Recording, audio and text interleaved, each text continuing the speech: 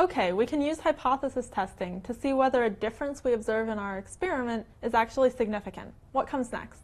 So what we have to do next is to decide, from a business perspective, what change in the click-through probability is practically significant. In other words, what size change matters to us? Well, as a statistician would say, what's substantive in addition to being statistically significant?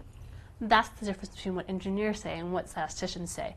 Substantive and practically significant mean the exact same thing. Okay, so why can't we say that every change matters to the business? Can't we launch any experiment that makes any difference at all? Well, you could, but you might not want to for a variety of reasons. One, there might be an investment in making the change itself, so it might not be worth it to you. Or you might just want to wait for the next change, thinking that maybe you could do well here, but you could do better.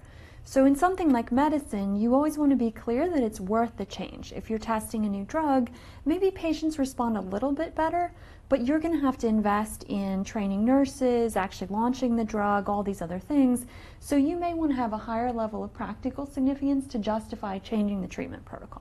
Now, this is one major difference between the online world and sort of the traditional sciences, right? In medicine, you probably want a 5%, a 10%, a 15% change to really be substantive, right?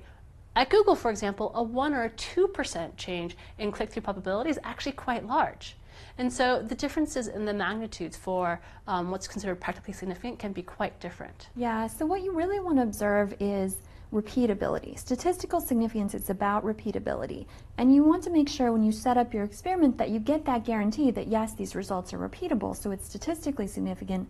But you also want to make sure that if you see a change in your experiment that you're interested in from a business standpoint, so it's practically significant, it's also statistically significant. So you want to size your experiment appropriately such that the statistical significance bar is actually lower than the practical significance bar. That makes sense. So then for the Audacity example, we still need to pick a practical significance boundary. That's right. So let's say that from a business perspective, a 2% change in the click-through probability would be practically significant.